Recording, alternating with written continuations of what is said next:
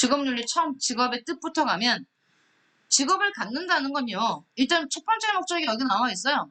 이거죠, 이거. 생계 유지. 생계 유지가 직업의 의미에도 들어있지만 직업의 가장 중요한 목적이기도 합니다. 직업을 갖는. 생계를 유지하기 위해 자신의 적성과 능력을 고려하여 그 다음 보면 지속적으로 하는 일이죠. 직업은 일을 하는 거죠. 일. 이게 직업의 일반적인 의미이고요. 동양에서는 직업을 뭐라고 말하고 서양에서는 직업이 어떤 의미를 가졌는지 한번 볼게요. 직업이라고 했을 때 직장은 좋습니다. 사회적 위치, 지위를 말해요. 사회적 지위 또는 뭘 말합니까? 직분, 그 직장은 직분이 뭐냐? 맡은 것, 맡은 일, 네, 맡은 한 어떤 일이라는 의미예요. 일이라는 의미. 내가 분담한 어떤 일을 의미하며 업은 살아가기 위해서 하는 뭡니까? 노동이죠. 그러니까 직업이란 말 안에 뭐가 다 들어있습니까? 내가 사회적으로 맡은 일과 노동이라는 말이 다 들어있는 겁니다. 한자 안에.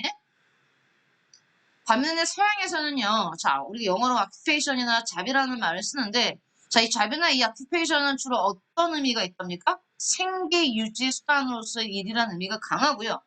또, 이런 단어, 이것도 이제 직업을 의미하는 단어인데, profession이라는 단어는요, 이건 사회적 위치, 지위를 말한다는 얘기죠. 그러면 우리는 동양에서는 위에 있는 이 좌과 이 아래에 있는 이 단어의 뜻을 다 갖고 있는 거죠, 직업이. 또, 보케이션이나 콜링이라는 자, 이 콜링에다가 형광펜 줄 한번 쳐주세요. 이건 굉장히 종교적인 단어입니다. 콜링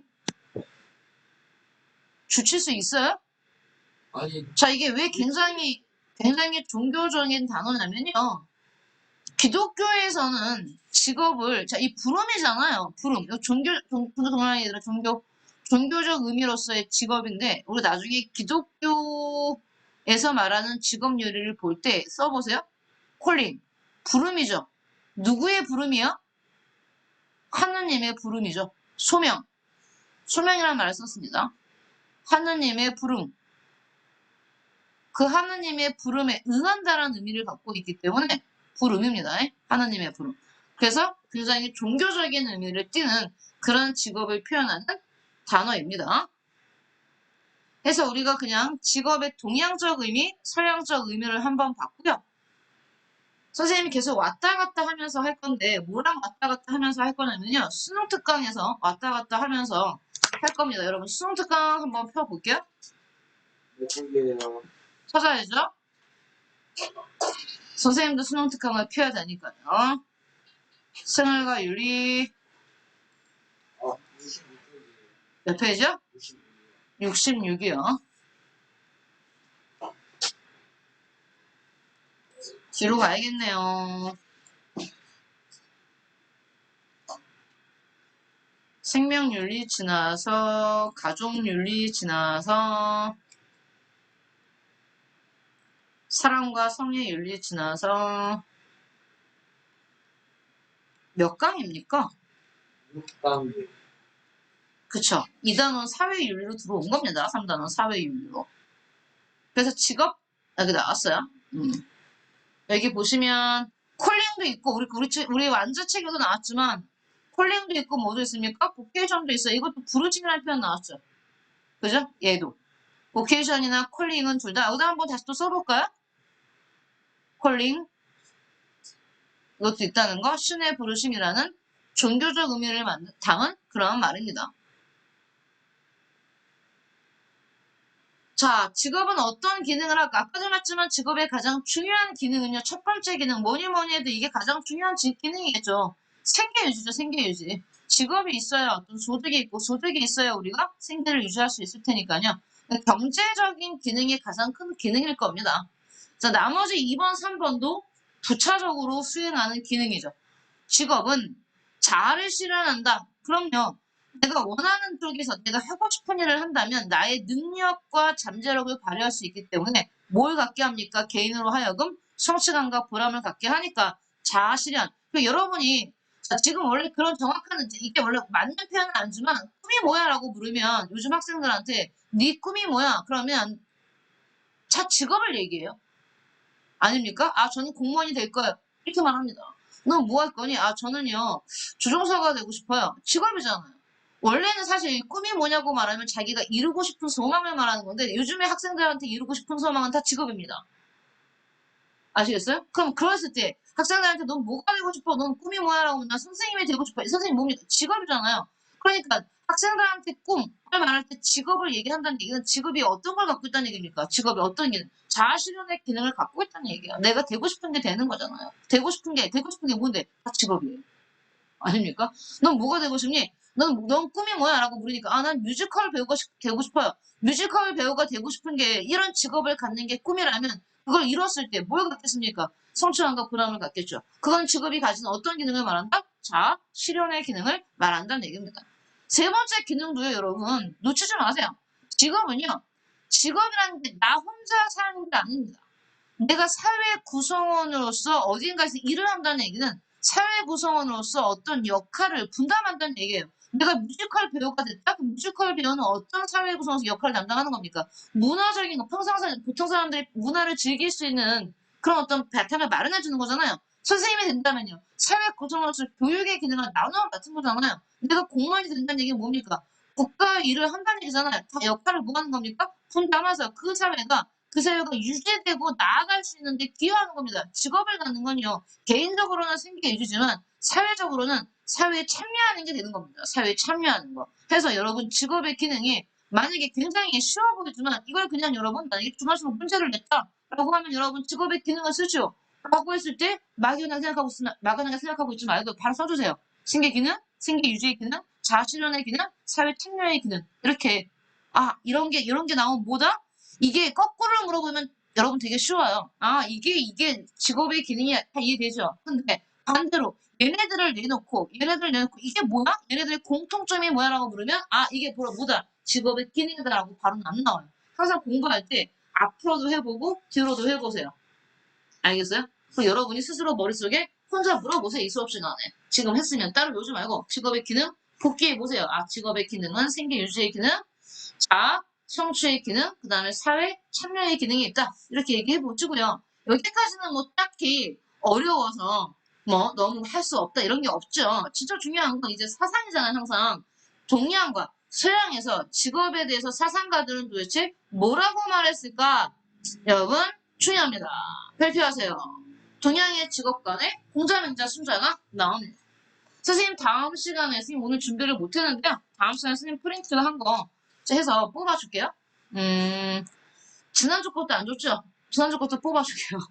자, 동양의 직업관에서 이제 공자명자 순자를 따로따로 받습니다. 얘네를 그냥 하나의 뭉뚱그리로 묶어서 유교에서는 직업을 어떻게 받냐 이렇게 보는 게 아니고요. 이 직업 윤리를 오면 같은 유교에서도 공자의 직업관, 맹자의 직업관, 순자의 직업관을 따로따로 받으셔야 돼요.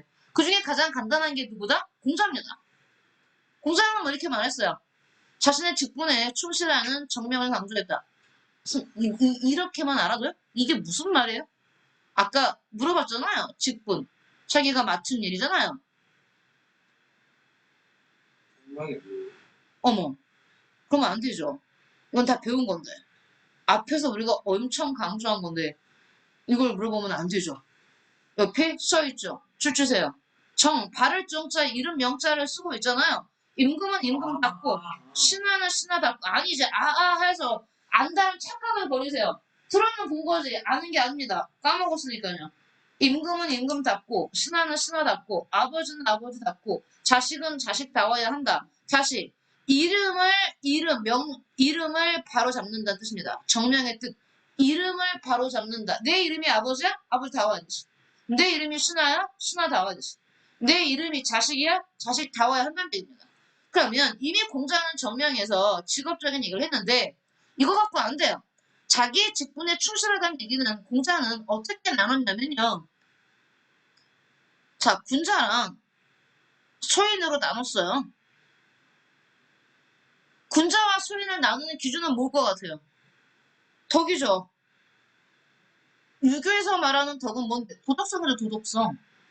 도덕성이 있으면 뭐가 되는 거고요. 군사는 뭐 할 건데? 나라를 다스릴 거예요. 통치하는 일을 할 거고요.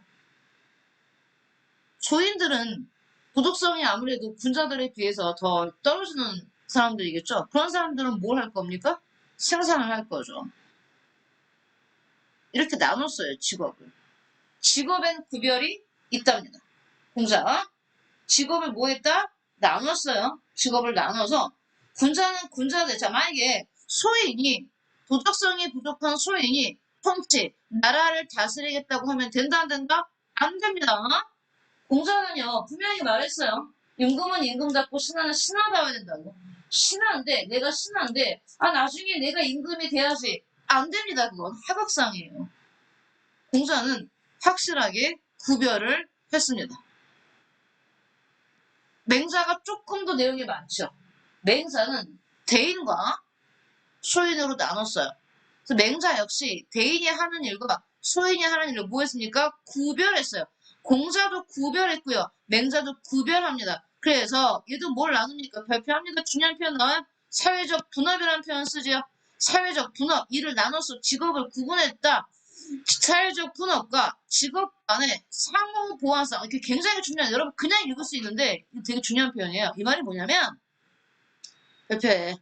직업 간의 상호 보완성을 강조했단 말이 뭐냐면 대인과 소인의 일을 구별해서 그럼 대인은 뭐 할까요? 써야지. 대인은 통치. 대인이 나라를 다스리는 거예요. 소인은요. 생산을 해야죠. 농사를 짓고 수공업 물건을 만들고 그런 일을 하는 건데 여기서 직업 간의 상호 보완성을 강조했다는 얘기가 뭐냐면 대인과 소인의 일을 구별했지만 맹사는 그렇다고 해서 거기서 직업 간에 우열이 있다고 보진 않았다는 뜻이에요. 즉 대인이 하는 통치가 더 뛰어난 일이고 소인들이 하는 농사가 더 하찮은 일이다 이렇게 말하지 않았다는 얘기야. 알겠어? 있지만 구별은 했지만 차별은 하지 않았다는 뜻이야. 오케이? 맹자. 그럼 선생님 공자는 그런 말을 했어요 안 했어요? 없어요. 그럼 선생님 공자는 상호보완성을 강조했나 안 했나 알 수 없어요. 그럼 선생님 안 나오나요? 안 나와요. 거기서 공자는 직업의 상호 보완성을 강조했고 안 나와요 그렇게. 우월 같은 네? 우월. 우열이요? 안 나와요. 공자는 우열을 갈았다 안 갈았다 제 질문 안 낼 거예요. 왜냐하면 언급을 안 했기 때문에.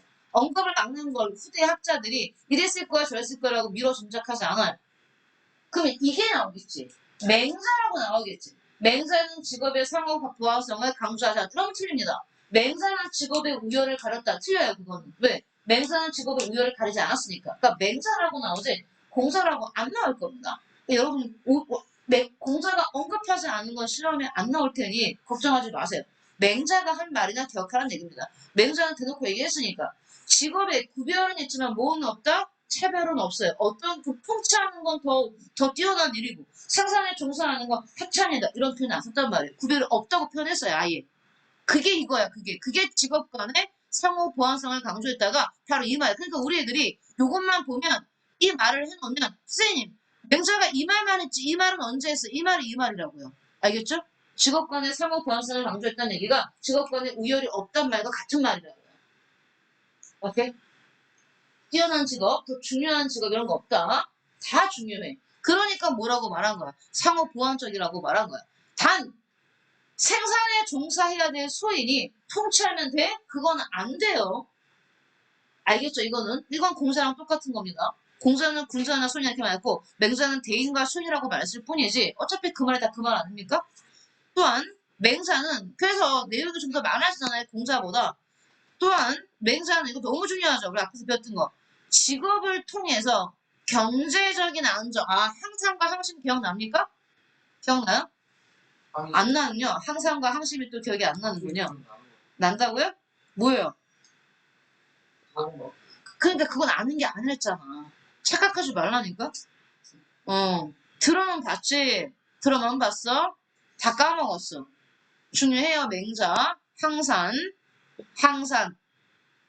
맹자가 앞에서 뭐라 했습니까? 항심은 도덕성이에요.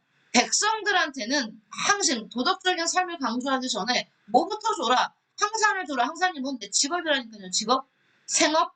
즉 백성들한테 직업이 없는데 도덕성을 지키라고 하면 안 된다는 얘기예요. 직업이 없어 돈을 못 벌었는데 백성들한테 훔치지 마라고 하면 안 된다는 얘기입니다. 백성들은 일반 소인들은 내가 직업이 없어 돈을 못 벌면 3일을 굶었으면 훔쳐요.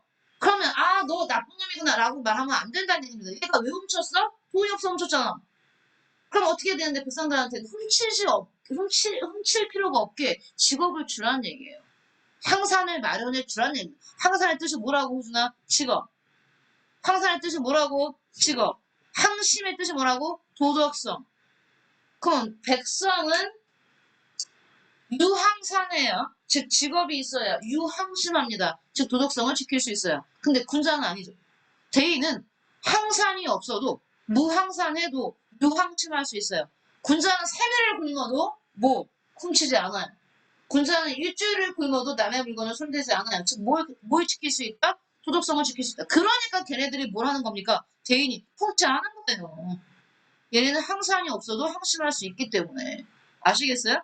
그래서 뭐라고 표현하냐면 맹자한테 직업은 뭐에 기반이 된다? 도덕성에 기반이 된다. 이게 맞는 표현이에요. 다시 맹자한테 직업은 단순히 직업이 아니라 직업은 뭐에 기반이 된다? 도덕성에 기반이 된다. 그러나 이해가? 직업이 있어야 백성들이 뭘 지킬 수 있다고 했어? 도덕성을 지킬 수 있다고. 그러니까 직업이야말로 뭐야? 도덕성에 뭐가 되는 거야? 바탕이 되는 거야. 공자는 이런 말 안 했어. 이 말은 누가 한 말이야? 맹자가 한 말이야. 그러니까 지금 외워놔.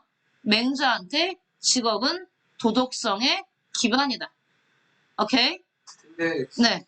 공자는 공자는 아무 말 안 했어요. 이런 말 안 했어요. 그러니까 이런 말 안 했다는 얘기는 이걸 반대하는 뜻이 아니에요. 그냥 언급을 안 했어요. 없어요. 기록이. 안 나와요.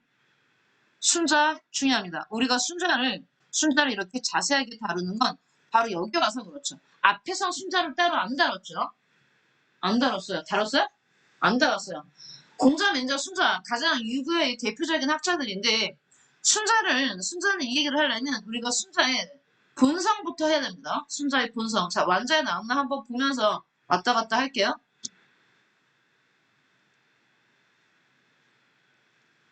아, 순자는 이 정도밖에 안 나왔군요. 똑같네요.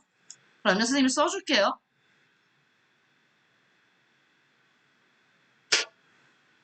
순자를 써줄게요. 우리 책에다 보시면 수능특 강도 보고 왔다 갔다 하면 되겠지? 순자는 성. 순자는 인간의 본성에 대해서 얘는 성학설이에요. 맹자는 어땠습니까? 맹자는 인간의 본성에 대해서 성선설을 주장했죠. 맹자는 인간이 태어날 때부터 선하다고 했어요. 근데 순자는 인간의 본성이 악하다고 봤습니다. 굉장히 모든 인간은 다 이기적이라고 봤어요.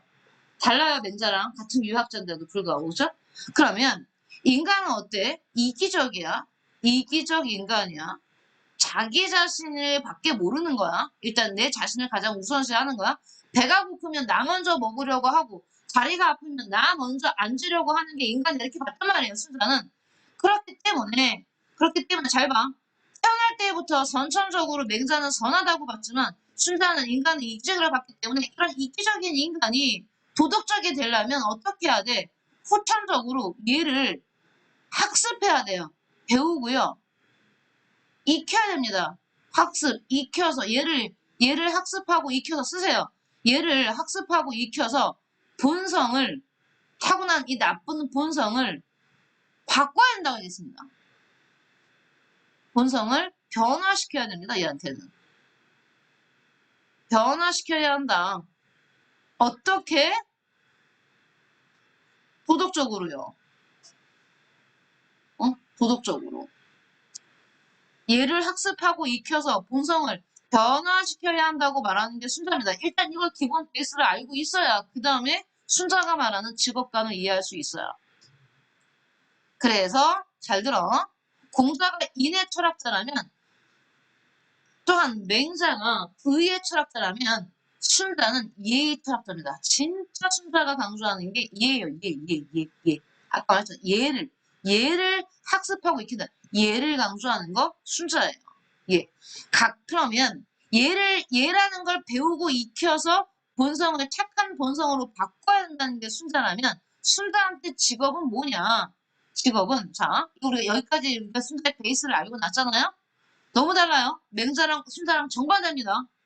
맹자는 인간을 태어날 때부터 선하게 태어났기 때문에 착하게 태어났기 때문에 즉 일의 예지라는 사단을 갖고 태어났기 때문에 그것을 계속 유지하면 된다고 그랬지. 착한 본성을 유지하는 거야 맹자는. 하지만 순자는 나쁜 본성을 변화시켜야 되는 거야. 뭘 가지고? 예라는 걸 가지고.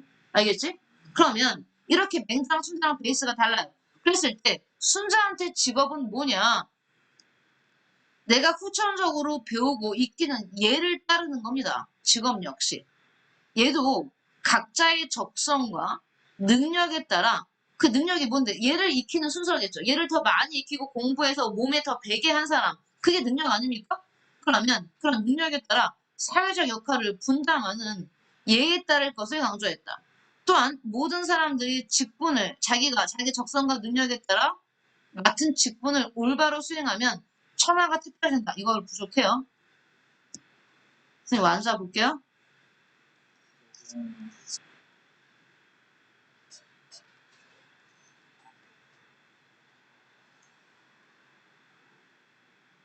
여기 나오지. 순자는 사회적 역할을 분담해 주는 기준이 뭐라고 봤습니까? 예라고 봤어요. 예.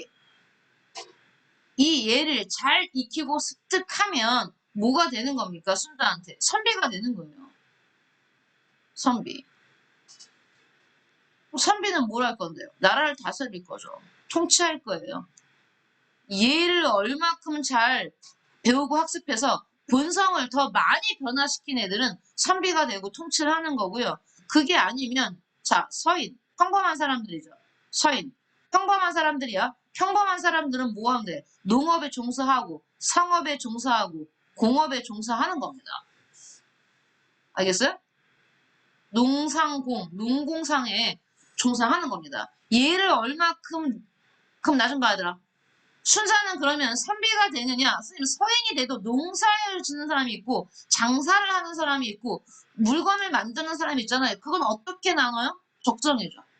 아까 순자가 직업을 나누는 기준이 두 개가 있잖아. 뭐와 뭐? 적성과 능력. 알겠어? 얘들아 통치는 적성의 통치라고 하는 게 아니야. 통치는 적성도 있어야 되지만 모두 따라야 돼. 능력도 따라줘야 돼. 그 능력은 얘를 학습하는 능력이야. 알겠지? 얘를 얼마큼 학습했냐에 따라서 선비가 될 수도 있고 서인이 될 수도 있는 겁니다. 그런데 이걸로 끝나면 맹자랑 비슷하죠. 성선설 성악설만 틀리죠. 하지만 순자의 혁명적 사상은요. 그 뒤에 있어요. 맹자가 하지 않은 말을 합니다. 무슨 말을 하냐면요. 우리 순자에서 가장 중요한 얘기인데 쓸 건데 일단 설명 들은 다음에 쓰세요. 순자는요. 맹자가 안 한 말을 해요. 순자는 예를 들어 내가 선비의 아들이야. 통치자의 아들, 귀족이겠죠, 옛날로 치면. 그 다음에 평범한 서인의 아들이 될 수도 있겠죠. 그런데 뭐라고 하냐면 선비의 아들이 모두 될 수 있고 서인이 될 수도 있고 직업상 될 수 있고 서인의 아들이 선비가 될 수도 있다. 이런 말을 순자가 합니다.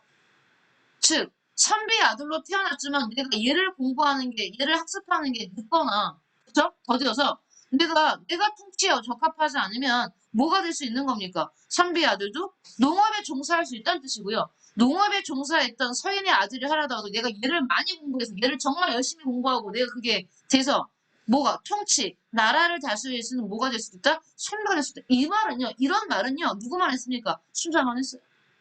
아까 맹자가 직업에 구별은 있어도 차별은 없다까지 말했잖아. 그지? 근데 순간 여기까지 말했다는 얘기는 뭐냐면 신분이 바뀔 수도 있다는 얘기를 한 겁니다. 대놓고 그 신분제 사회에서. 순자는요. 그러니까 더 혁명적이죠. 이단화예요. 유교의 이단화. 성악설부터 이미 이단화예요. 굉장히 달라요. 맹자의 지장 아니 맹자랑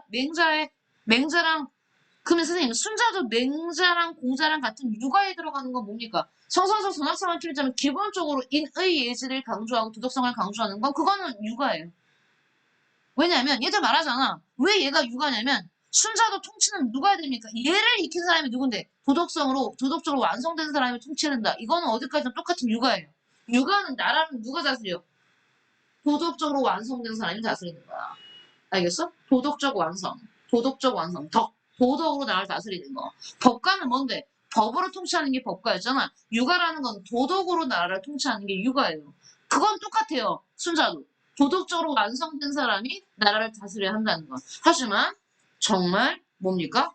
충격적이죠. 여기까지 얘기합니다. 잊지 마세요. 순자에서 가장 강조하고 싶은 겁니다. 뭐? 얘는 후천적으로 학습하고 노력해서 뭐가 되는 거냐면 통치자가 되는 거예요. 얘에 따라 사람들의 직분을 중시했다. 순자는 모든 사람들이 자기 직분을 올바로 수행한다면 천하가 태평해진다고 보다. 똑같아요, 이거는. 여기 보세요. 사람들이 직분을 분명히 하고 하는 일에 질서를 마련하면 잘 봐요. 재능과 기술을 따져 능력 있는 사람에게 발표하세요.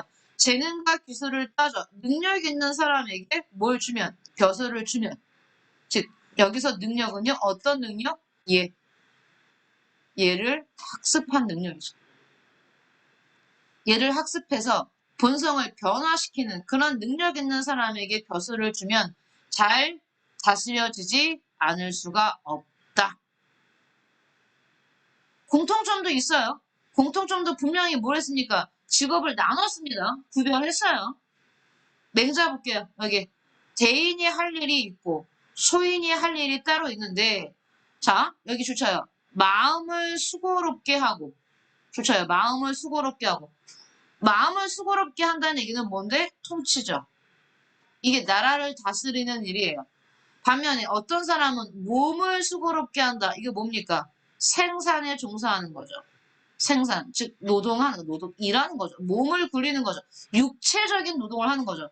육체적인 일을 하는 거고 마음을 수고롭게 한다는 얘기는 여기 주셔봐요. 정신노동 네모하고 이렇게 연결시키세요. 마음을 수고롭게 하는 게 정신노동, 몸을 수고롭게 하는 게 뭡니까? 육체노동이죠.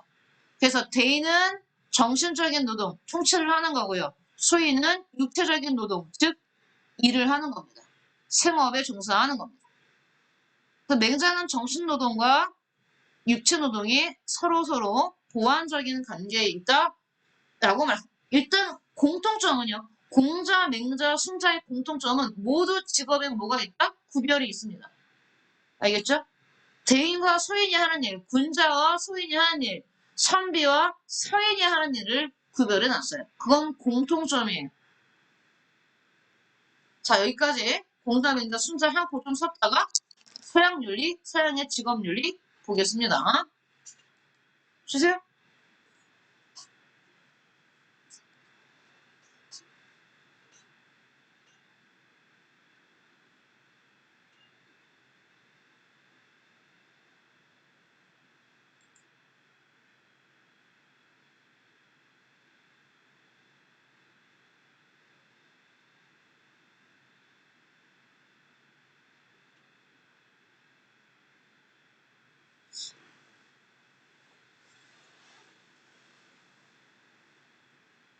너 졸립지, 호준아? 안 졸았는데 졸려, 점점. 그래서 쉬었어. 잠 좀 깨.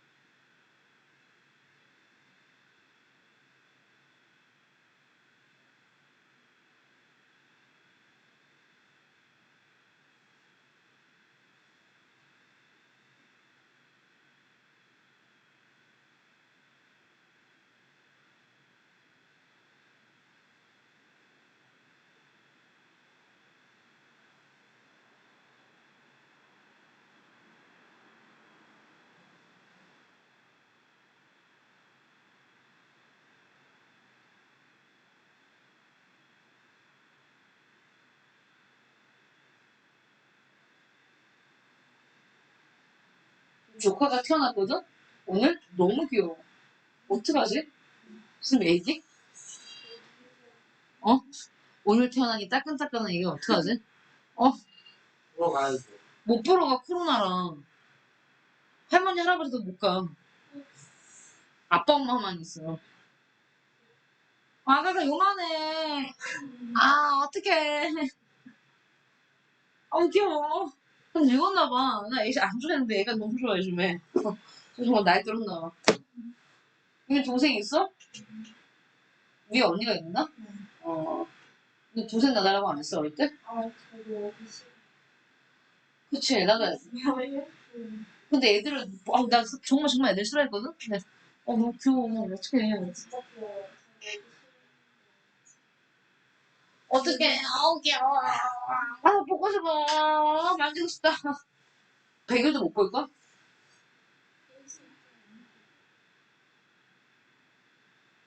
신생아는 위험하지 않냐? 그래서 백신 맞고 가야 되는 거 아니야? 그래, 요즘 되게 위험해. 야, 2학기 때까지는 내 백신 다 맞춰서 2학기 때는 매일 출퇴, 아니, 학교 갈 수 있게 했는데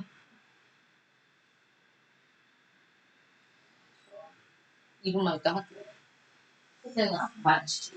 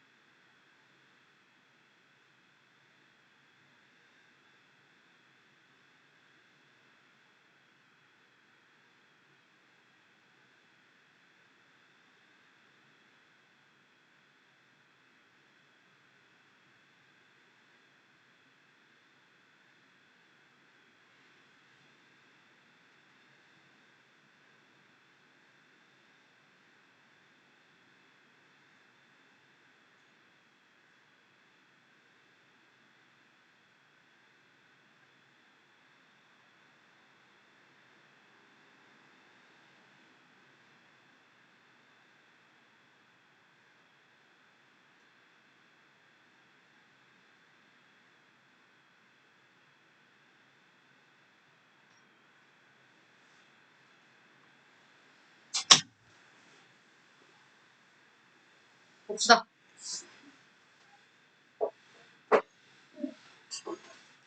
이제 동양의 직업관에서 공자, 맹자, 순자 다음에 이게 특별한 어떤 사상가는 아니고요.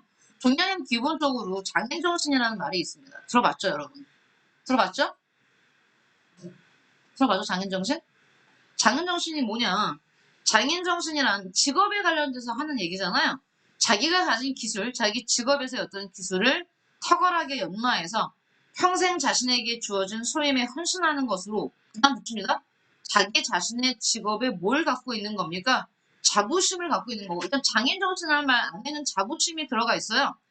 또한 사회적 책임을 다하는 원동력이 된다. 장인정신은 좋습니다. 전문적인 기능과 장인정신을 갖고 있다 얘기하면 전문가라는 말은 일단 포함하고 있는 거잖아. 전문적인 기능과 품성도 있어요. 장인정신은 단순히 기술만 뛰어난 게 아니라 그 사람이 직업적인 어떤 자기 일에 대한 품성도 지닌다는 그런 장인이 될 것을 강조하는 개인적인 측면에 국한되지 않고 또 있대요. 뭐까지? 공동체의 구성원으로서 자신의 역할을 다하는 네모하세요? 모두 포함하고 있답니까? 사회적 측면도 이 안에 들어있답니다. 그래서 장인정신이라는 단어 안에 들어있는 것들을 우리가 봐야 됩니다. 자부심도 들어있고요. 전문적인 기능과 품성도 있고요. 또한 사회적 측면까지도 다 들어가 있는 그러한 단어 장인정신이라는 말까지 끝내야 뭐가 끝나는 겁니까? 동양에서의 직업관 얘기를 다 한 겁니다, 우리가.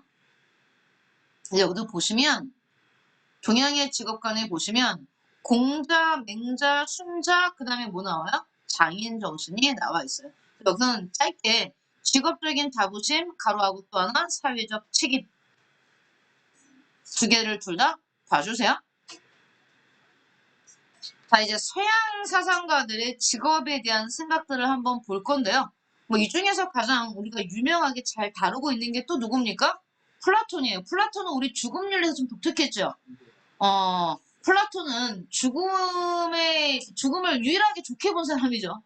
영원히 자유로워지는 상태를 죽음이라고 봤는데, 자, 직업 윤리에서 또 플라톤을 한번 보면, 플라톤의 그 유명한, 선생님 한번 그림을 그려볼까? 여기? 플라톤의 직업관에서 선생님이 그림을 꼭 뭐 굳이 이렇게 그리죠, 이렇게. 여기 봐봐요. 보이십니까? 그림이? 아, 또 이랬더니 또 애들이 거북이 같다고 이게 사람입니다. 사람을 보면 사람은 뭐가 있어요? 머리가 있죠. 머리에 해당되는 부분. 그 다음에 가슴, 배. 배 하면 이렇게 배꼽을 좀 그리면 배 같습니까? 이렇게 사람의 신체 부위에 따라서 사람의 직업도 나눠놨어요. 플라톤 같은 경우는 자 머리에 해당하는 사람들 얘네들은 가장 뭐 신체를 나눴고 필요한 덕들 어디에 해당하냐에 따라서 그 사람들이 가지는 덕도 다르다고 그랬는데 덕품성 자 플라톤 머리에 해당하는 사람들이 지녀야 될 가장 중요한 덕목은 지혜입니다. 지혜. 반면에 가슴에 해당하는 사람들이 가져야 될 가장 중요한 덕목은요 용기죠. 그리고 배에 해당하는 사람들이 지녀야 되는 가장 중요한 덕목은 근면. 잠깐만요. 다시 쓸게요. 여기 이렇게 선생님 이렇게 나오면 되죠?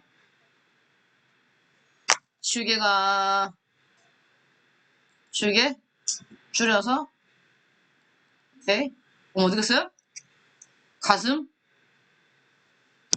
다시 쓸게요. 가슴에 해당하는 사람들이 가져야 되는 덕목은 용기. 그 다음에 여기 배에 해당하는 사람들이 해야 되는 용기는 성실. 이렇게 한다면 사람들은 태어날 때 각자 가지고 태어나는 게 틀린데 이 사람들은 가지고 태어나는 게요. 자, 금에 해당한다고 표현한다. 금, 은유적으로 표현하면 금. 그 다음에 가슴에 해당하는 사람은 은. 그 다음에 배에 해당하는 사람은 봉. 이렇게 표현을 합니다. 그러면 지혜의 덕을 가지고 있는 사람들은 바로 어떤 사람들이냐면 뭘 해야 되는 사람들이냐면 나라를 다스려야 되는 거죠. 통치자 계층, 통치자. 나라를 통치하는 사람들. 자, 가슴에 해당하는 은을 가지고 태어난 사람들은요. 필요한 덕목이 용기고요. 이 사람들은 나라를 지키죠. 방위자 계층이 되는 거. 다음. 동을 가지고 태어난 사람들은 바로 생산자 계층이 되는 겁니다. 나라를 위해서 농업이나 수공업이나 아니면 상업에 종사하는 사람들을 말하겠죠. 생산자 계층이라고 표현을 합니다. 그래서 통치자 계층이 필요한 덕목은 지혜고요. 방위자 계층이 필요한 덕목은 용기고요. 생산자 계급에 필요한 건 성실함인데 그러면 금을 가지고 태어난 사람이 통치를 하고 은을 가지고 태어난 사람이 나라를 지키면 우리는 특히 이 금과 은을 가지고 태어난 통치와 방위에 종사하는 사람들 합쳐서 그 나라를 지키는 수호자가 되는 거잖아요. 수호자 계층이 되는 건데 생산자 계층이 되는 거고요.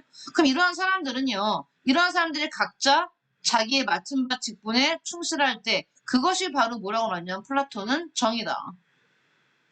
이 모든 게 각자의 맡은 일을 할 때. 근데 동을 품고 태어난 사람이 나라를 통치하겠다고 하면 안 돼요. 이건 똑같죠. 공자명자 순자나 그렇죠. 자기 직분에 맞춰. 그럼 정의롭지 못하게 되는 겁니다. 이게 조화로운 게 바로 정의라고 표현했는데 플라톤은 더 나아가서 뭐라고 말을 했냐면 이 통치자 계급과 방위를 하는 방위자 계급은 태어날 때 이미 금과 은을 갖고 태어났기 때문에 세속에서는 현실에서는 금과 은을 가질 수 없습니다. 이 말이 뭐냐면 통치자 계층, 즉 수호자 계층은요. 자기 재산을 소유할 수 없어요. 청렴 결백해야 돼. 플라톤은 더 나아가서 자기 자식도 가질 수 없다 그랬어요. 그러니까 우리들이 물어. 선생님 그러면 통치자 계층은요. 자식도 못 낳아요? 아니 내가 낳은 자식이 내 자식인 걸 몰라야 돼요. 그래서 통치자 계층과 방해자 계층은요, 자식과 부인을 공유합니다. 자식, 부인 공유제예요. 이 전 시간에 우리가 지난주에 뭘 배웠습니까? 성과 사랑의 윤리를 배웠잖아요. 그 중에서 성이 가져올 수 있는 문제, 두 번째 문제가 성차별, 첫 번째 문제가 성차별의 문제였죠. 서양이나 동양이나 오랜 세월 동안 여성과 남성을 무지하게 차별했거든요. 플라톤 마찬가지예요. 플라톤 여기서 통치자 계층과 방해자 계층과 생산자 계층은 다 남자를 말하는 거죠. 여자는 안 들어가요, 여기에. 여자는 지혜를 가질 수 없기 때문에 여자는 통치자가 될 수 없습니다. 그럼 여자는 어디에 들어가냐면 그냥 갖고 있는 재산에 들어가거든요. 그래서 또 졸기 시작합니다. 그 플라톤의 그 유명한 부인 자식 공유제가 있어요. 공유제. 누구랑 누구 계층에서는 통치자 계층과 방해자 계층은요. 부인과 자식을 공유해요. 함께 소유한다고. 즉, 이 여자는 내 부인이라고 없어. 같이 쓰는 거야. 같이 써.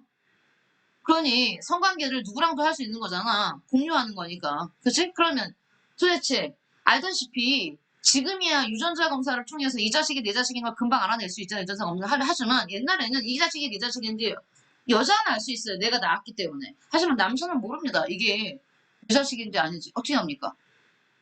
알 수 없지. 그렇게 모르게 하겠다는 얘기예요. 그래서 함께 같이 키우는 거야. 공동 육아하고 부인도 공동 소유하는 거야. 무슨 말 알겠어? 왜 이러냐면, 선생님, 왜 부인 자식 공유제를 해요? 근데 이게 만약에 통치자 계층 중에 일부 유처제를 해서 이 와이프, 내 아내로부터 낳은 자식이 내 자식이라는 건 알 거 아닙니까? 그러면 사람들이 왜 문제가 생기냐면 재산을 왜 모으려고 하냐면 내가 쓰려고 하는 것보다 내 자식에게 물려주려고 하는 게 있단 말이에요. 그래서 내 자식이라는 걸 알게 되면 통치자 계층이 욕심이 생겨가지고 자기 자식한테 더 많은 걸 물려주기 위해서 재산을 더 축적할 거라는 얘기입니다. 그 비리가 왜 생겨? 비리가 왜 생기냐면 자기 자식한테 뭔가 더 좋은 걸 해주려고 하기 때문에 어떤 비리가 생길 수 있다는 거고 봤기 때문에 플라톤은요. 재산도 소유할 수 없지만 부인과 자식도 소유할 수 없어요. 뭐야? 공유하는 겁니다. 그럼 여기서 재산을 소유할 수 있는 계층은 누구밖에 없어? 생산자 계층. 얘네들은요. 갖고 태어날 때 금과 은이 없잖아요. 돈이잖아요. 그러니까 금은 뭘 할 수 있다? 재산을 소유할 수 있어요. 그럼 애들이 물어요. 부인과 자식도요? 소유할 수 있나? 소유할 수 있어요. 통치자 계층한테만 부인 자식 공유돼 재산을 소유할 수 없다는 거 알아주세요. 특이하죠, 플라톤? 완전 특이해요. 근데 여기는 이 재산을 부인 자식 공유제까지는 아니지만 재산을 가질 수 없게 하는 건 굉장히 잘한 것 같습니다.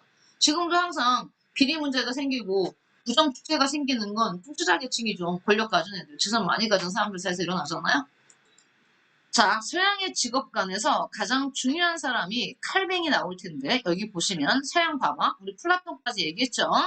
플라톤은 통치자, 방위자, 생산자 계급이 각각 자기의 직분을 충실히 수행해야 한다고 합니다. 이거는요. 동양의 공사맹사랑 공통점이에요. 자기가 맡은 직분을 충실히 해야 된다고 봤습니다. 자, 그래서 플라톤에서 이제 근대로 확 건너뛰면 누가 나오냐면 칼뱅이 나올 겁니다. 칼뱅의 사상, 자, 네모하세요. 프로테스탄티즘, 네모합니다. 말이 좀 어려워요? 프로테스탄트라는 건 사실 어떤 용어냐면 종교개혁 얘기로 내가 좀 거슬러 올라가 볼게요. 서양의 기독교에 대한 얘기를 하면 서양의 기독교가 쭉 발전해 오다가 카톨릭이라고 우리가 부르는데 구교, 그 구교에 대항해서 신교라는 게 등장합니다. 개신교라는 게 등장을 해요. 개신교라는 게 등장을 하면서 그 서양의 구교, 카톨릭에 대해서 저항한다는 의미로 저항하는 사람들이 프로테스탄트예요. 프로테스탄트. 그러면 저항하는 사람들의 사상, 프로테스탄티즘이 된 겁니다.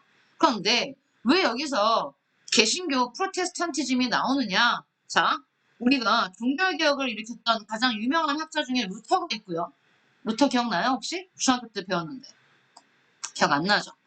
루터 다음으로 이제 유명한 사람이 칼빈입니다. 이 칼빈 역시 개신교 신학자예요. 자, 칼빈은 뭐라고 말을 했냐면 일단 직업설명서를 하기 전에 선생님이 구교와 신교에 대한 얘기를 해줄게요. 구교와 신교. 구교가 카톨릭이고 신교가 우리가 말하는 개신교입니다. 그러면 개신교라는 게 나오기 전에는 카톨릭밖에 없었어요. 근데 거기에 대항해서 거기에 대항해서 카톨릭은 뭘 강조했냐면 카톨릭을 지배했던 교회의 우두머리가 교황이었잖아요. 로마 바티칸에 있는 교황. 그러니까 교황의 말을 절대시했었는데 개신교는 카톨릭이 너무 부패했기 때문에 거기에 대항해서 교황의 말에 따라서 성당 천국에 가는 게 아니라 진짜 중요한 건 즉 기독교에서 가장 중요한 건 천국 가는 거잖아요. 그럼 천국에 가는 방법은 뭐냐? 열심히 뭘 읽고 성경책을 읽고 거기에 하나님의 말씀에 따라서 내가 열심히 신앙을 하면 하나님 천국에 가는 거지 교황의 말을 따른다고 해서 천국 가는 게 아니다. 지금 들으면 당연한 얘기인데 이때는 이게 혁명적인 얘기였어요. 이게 루터와 칼뱅의 주장이었거든요. 하느님의 말을 따라야지 왜 교황이 하라는 대로 하냐. 이때 이제 교황청에서 뭐까지 했었냐면 성당을 짓겠다고 면죄부 같은 걸 팔았었어요. 역사적으로. 면죄부 되게 웃기죠. 이게 뭐냐면 교황청에서 발급하는 증서인데 이걸 돈 주고 사면 면해주는 겁니다. 뭐 죄를. 즉 예를 들어서 내가 굉장히 나쁜 짓을 했어. 살인을 저질렀어. 근데도 교황청이 발행하는 면죄부, 벌을 면제해준 면법을 돈 주고 사잖아요. 그러면 내 죄가 없어진다는 얘기입니다. 이게 교황청에서 했던 일이에요. 그러니 진지하게 신앙을 하는 사람들 입장에서 얼마나 썩었습니까? 어떻게 살인죄를 저질러 놓고 교황청에 발행하는 면벌을 돈 주고 사면 즉 돈만 있으면 뭐야 천국 갈 수 있다는 얘기잖아요. 그 정도로 카톨릭이 부패했기 때문에 거기에 저항하면서 아니다. 그러니까 천국 갈 수 없다. 천국에 갈 수 있는 건 성경책에 나와 있는 하나님의 말씀대로 열심히 하나님을 믿는 믿음에 따라서 뭐 할 수 있다? 천국 갈 수 있다. 이게 이 당연한 얘기를 이 당시에 하면서 대대적으로 일어난 게 종교 개혁이에요. 그래서 이 칼뱅을 따르고 루터를 따랐던 사람들이 하나의 거대한 팔을 형성해서 유럽에서는 이걸 놓고 카톨릭과 개신교를 놓고 인정하느냐 못하느냐에 따라서 종교 전쟁까지 발생했었어요. 굉장히 큰 전쟁입니다. 40년 전쟁 같은 게 일어났었거든요. 그때 칼뱅은 말해요. 칼뱅은 루터보다 한 단계 더 나가서 자기를 따르는 신자들한테 말했죠. 그게 그 유명한 칼뱅의 예정설입니다. 설명할게요.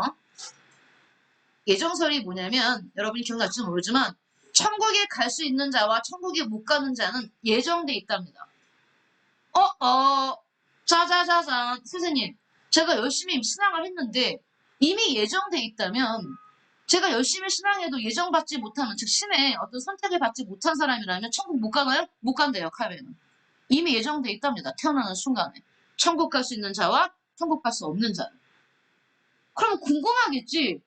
내가 열심히 하나님을 믿는데 과연 나의 믿음이 헛되지 않으려면 내가 예정받은 애인지 예정받지 못하는지 알고 싶을 거 아니야. 그래서 물어봤어요. 칼뱅한테. 내가 예정받은 자인지 예정받지 못한 자인지 알 수 있는 방법이 있나요? 있대요. 칼뱅이 있대요. 물었어요. 그게 뭔데요? 얘기해주죠. 오케이? 네가 천국에 갈 것으로 예정돼 있다면 너는 일단 네 직업을 갖고 있어야 돼. 여기서 너무 중요한 혁명적인 일이 일어납니다. 그러면 나 좀 봐봐. 서양의 귀족들은요. 일을 안 했거든요. 놀고 먹었어요. 그럼 칼뱅에 의하면 귀족들 일하지 않고 놀고 먹는 귀족들은 천국에 간다 못 간다? 못 간다는 얘기예요. 여기서 직업과 연결되는 거예요. 바로 칼뱅의 직업. 왜 칼뱅의 직업윤리에서 나오는지 예정설에서 출발돼요. 칼뱅은 내가 예정된 자인지 예정되지 않은 자인지를 알 수 있는 건 일단 직업이 있어야 한다는 거예요. 즉 직업이 없는 자들은 이미 뭐야 예정받지 못한 애들이야. 직업을 갖고 그 다음에 거기서 끝나지 않아. 직업만 있으면 무조건 다 천국 가는 그건 아니지. 내가 직업을 갖고 열심히 내 맡은 바 일을 해서 열심히 일하면 어떻게 되겠니? 소득이 많이 생기겠지. 그 다음에 근검하고 전략하고 그치? 사치하지 않으면 내가 번 돈을 뭐 할 수 있겠어? 차곡차곡 쌓을 수 있죠? 그게 바로 증거래요. 여러분 이게 얼마나 혁명적인지 아십니까? 여러분 못 느끼죠? 못 느끼겠죠? 모르니까. 성경에 의하면 부자는 천국에 갈 수 없다고 했어. 얘들아 성경책에. 어떤 표현이 나오냐면 부자가 천국에 가는 건 낙타가 바늘구멍을 통과하는 것만큼 어렵다 그랬어요. 그래서 성경에 이런 말이 그런 구절이 있기 때문에 예전부터 기독교 신자들은 돈을 모으는 걸 굉장히 죄악처럼 여겼어요. 물론 몰래 금은보화를 모았지만 대놓고 못했다는 얘기야. 대놓고 돈을 모으면 부자가 되잖아. 근데 부자가 되면 천국 가기 힘들다잖아. 그러니까 그걸 되게 몰래 했다고. 대놓고 내가 부자라고 말하는 걸 되게 부끄럽게 여겼었단 말이에요. 근데 지금 칼뱅이 뭐래?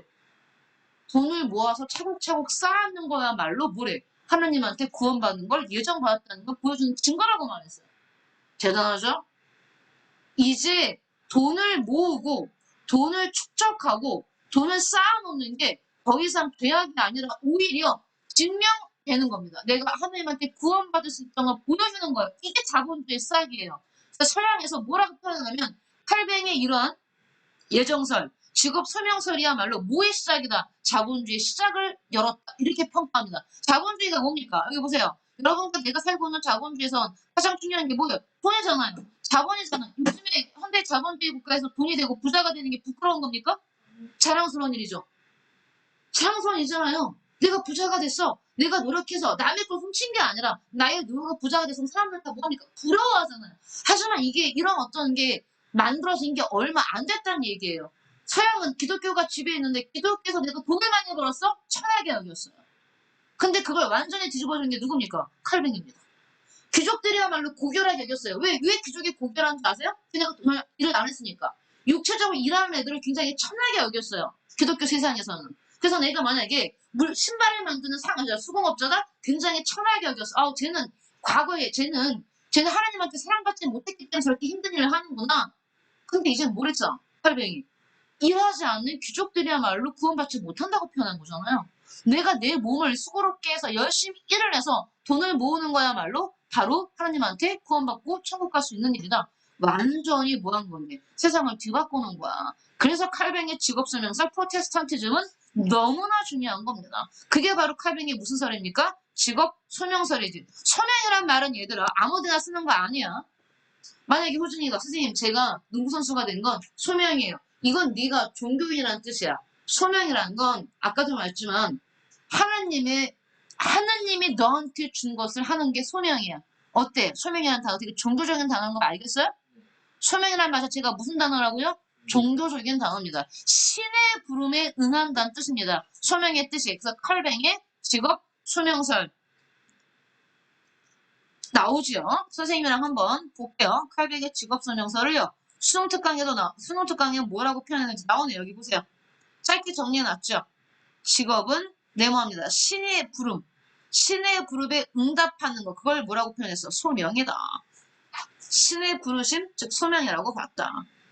근면하고 성실하고 검소한 생활을 통해 근면, 성실, 검소를 통해 네모하세요. 얘는 뭘 직업적으로 성공하는 걸 긍정했어요.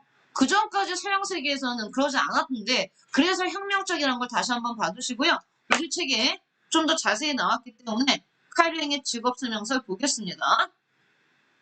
몇 페이지입니까? 73페이지. 우리는 신이 우리 모두에게 우리 삶의 모든 행위를 할 때 그 주차요. 신 동그라미 치시고요. 콜링, 부르심. 신의 부르심에 주목할 것을 명령하고 계시다는 점을 기억해야 한다.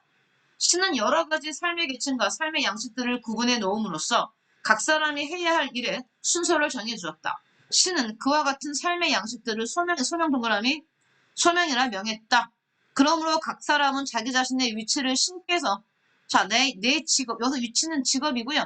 그걸 신께서 정해 주셨다고 생각해야 된다. 나의 직업은 누가 준 거야? 호준아? 신이요. 신이. 그러니까 부끄러운 직업이 있어, 없어? 예를 들어 내가 이 당시에 화장실을 치는 직업이 있고 지금도 이제 우리가 이렇게 변기를 파잖아요.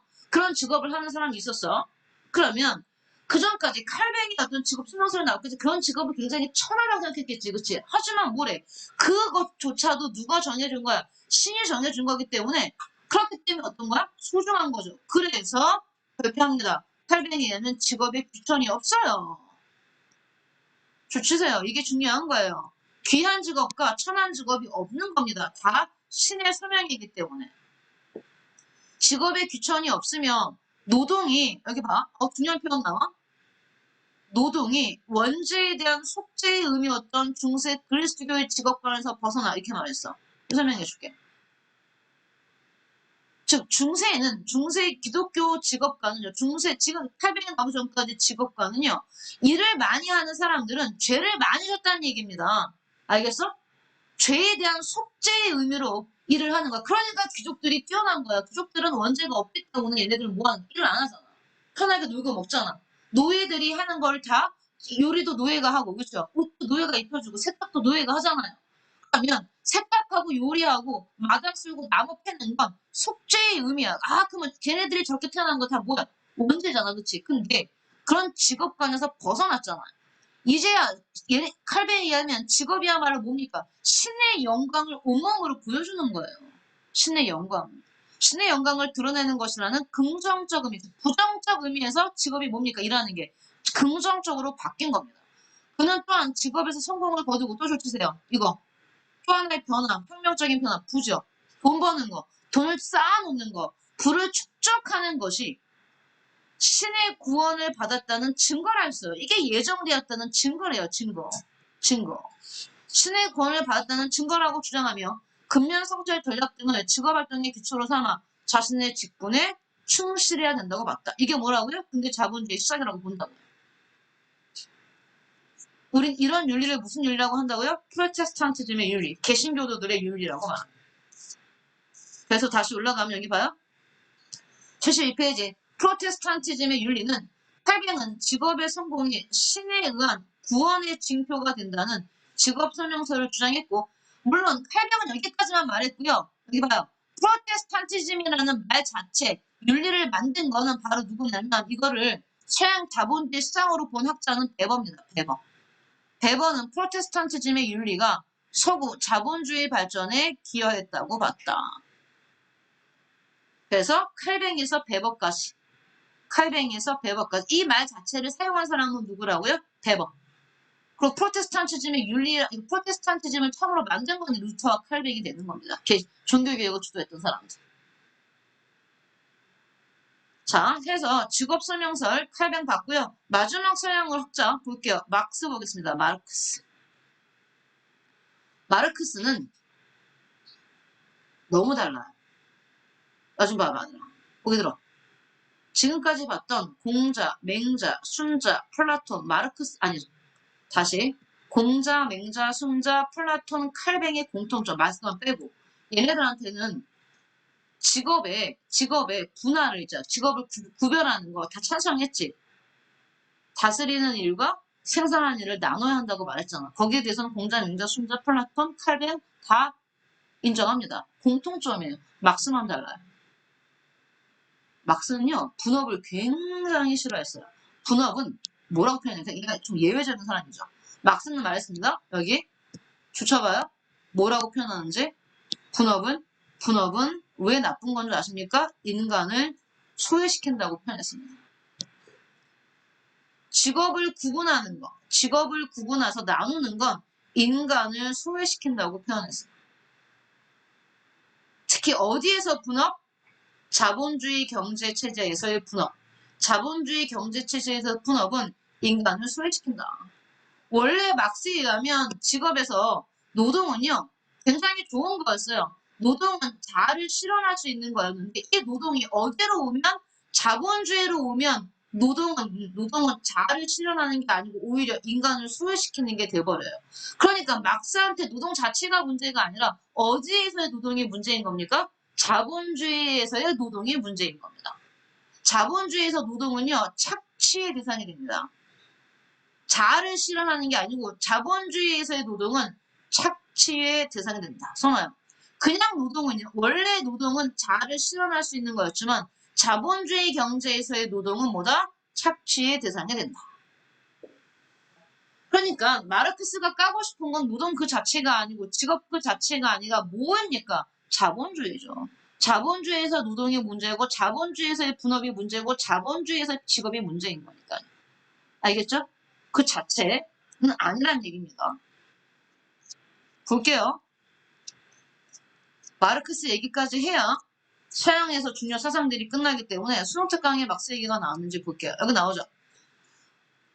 노동을 통해 자신의 본질을 실현할 수 있는데 자본주의에서의 노동, 그런 분업화된 노동은 뭘 표현한다? 인간 소외를 발생시킨다고 비판했다. 자, 더 나왔나 한번 볼게요. 뒤에. 없어요? 없어요. 자, 선생님이랑 같이 한번 볼게요. 8번 문제 같은 경우 보면 71페이지. 선생님은 이 그림만 보고도 알아요. 지금 한번 봐봐요. 이건 너무 심각하죠. 이 사람 막스를 표현한 건데 그래도 볼게. 개인이 노예와 같이 노동에 예속되어 있는 상태가 사라지고 거기서 우리가 느낄 수 있는 걸 붙여봐요. 개인이 노동에 예속되어.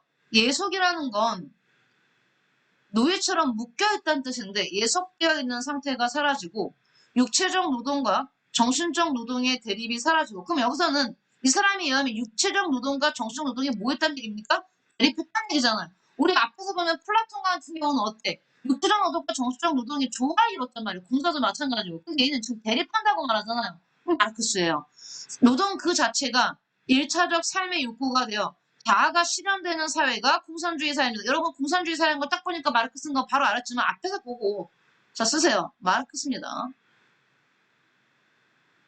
그러면 여기 봐봐 얘들아. 육체적 노동과 정신적 노동의 대립이 있는 사회. 노동이 노예와 같이 이속되어 있는 사회는 무슨 사회겠어? 자본주의 사회야. 자본주의 사회에서는 이렇게 노동이 예속돼 있어. 착취의 대상이 되어요. 하지만 공산주의 사회가 되면 뭐가 되는데? 노동은 자아를 실현하는 그러한 대상이 되는 거야. 그러면 마르크스가 지지할 주장으로 가장 적절한 것을 찾아볼게요. 1번. 노동의 본질적 가치는 생계수단으로서의 가치다. 아니지. 노동은 자아를 실현하는 가치가 갖고 있다 그랬지. 마르크스는 그건 틀렸고요. 노동자는 기술 발전을 통해 육체 노동에서 해방된다. 자본주의 사회에서는 노동자는 해방될 수 없어요. 노동에서. 인간의 본질은 노동 그 자체를 욕구하게 될 때 실현된다. 무슨 개소리입니까? 임금 노동자는 노동을 통해 자율적인 삶 아니요. 자본주의 사회에서 임금 노동자는 노동을 통해 쓰세요. 자율적 삶을 용이하는 게 아니라요. 착취당합니다. 착취당합니다. 누구한테? 자본가한테.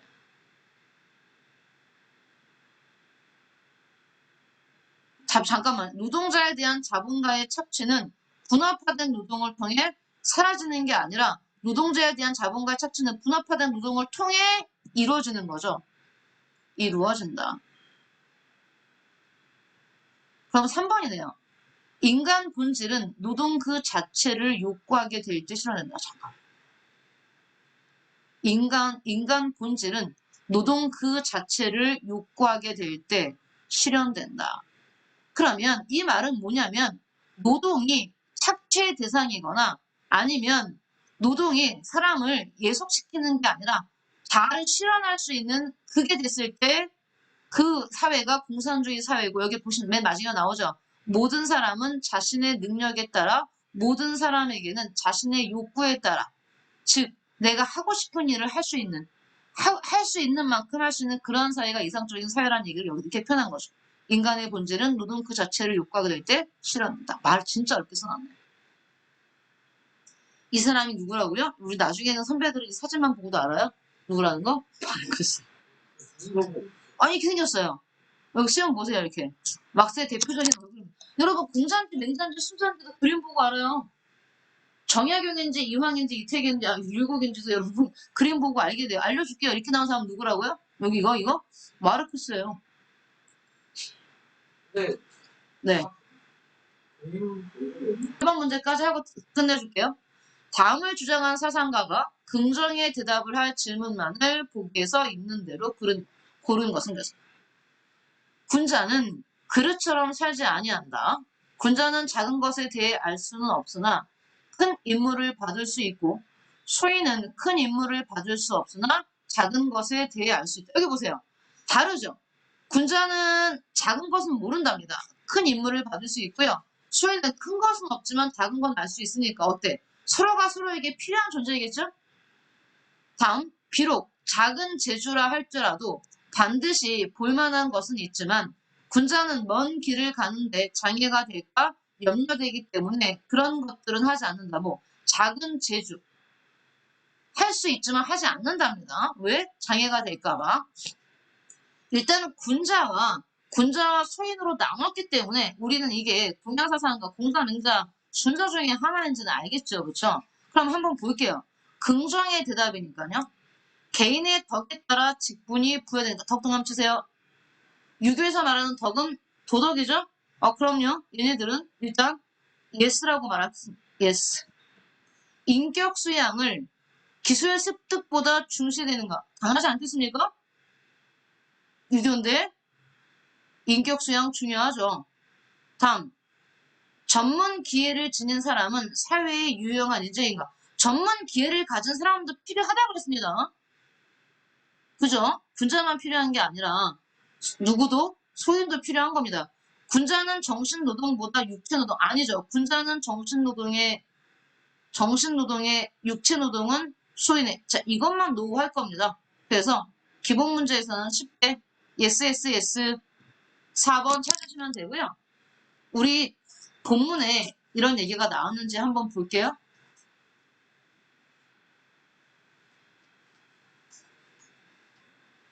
올라가 보세요.